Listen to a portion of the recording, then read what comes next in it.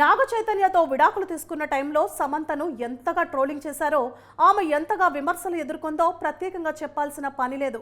అక్రమ సంబంధాలను అంటగట్టారు, అబార్షన్ చేయించుకుందంటూ రూమర్లు సృష్టించారు. ఇక పిల్లల్ని వద్దని చెప్పిందంట, అందుకే విడాకులు ఇచ్చారట అంటూ ఇలా ఇష్టం వచ్చిన రూమర్లను వ్యాప్తి చేశారు.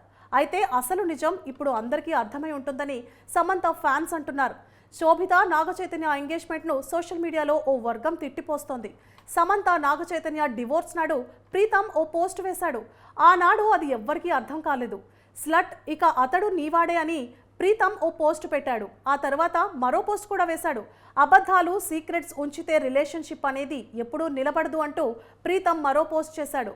అయితే తాజాగా నెటిజన్లు నాడు ప్రీతం వేసిన పోస్టులకు మళ్లీ వెతికి తీస్తున్నారు. నాడు ప్రీతం అలా ఎందుకన్నాడో నేడు అందరికీ అర్థమై ఉంటుందని ట్వీట్లు పెడుతున్నారు.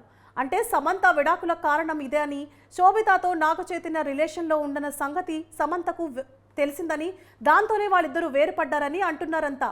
కానీ విడాకులు తీసుకున్న టైంలో సమంత మీదే విమర్శలు వచ్చాయి. నాగ చైతన్యనే అందరూ పాపమని అన్నారు.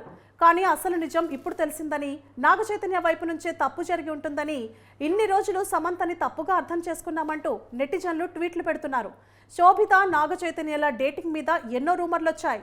ఎన్నోసార్లు కలిసి తిరిగిన ఫోటోలు లీక్ అయ్యాయి. వెకేషన్లో ఈ ఇద్దరూ కలిసి దిగిన ఫోటోలు కూడా బాగానే ట్రెండ్ అయ్యాయి. వీరిద్దరి ఫోటోలు, వీరిద్దరి వెకేషన్ పిక్స్ మీద కూడా సమంత స్పందించింది. ఆ టైంలో సమంతని సైతం అందరూ ట్రోల్ చేశారు. కానీ చివరికి శోభిత నాగ చైతన్య ఎంగేజ్మెంట్ చేసుకొని అందరి ముందుకు వచ్చేశారు. ఇక వీరిద్దరి వైవాహిక జీవితం గురించి వేణుస్వామి చెబుతానంటూ చేసిన పోస్ట్ ఇప్పుడు వైరల్ అవుతోంది.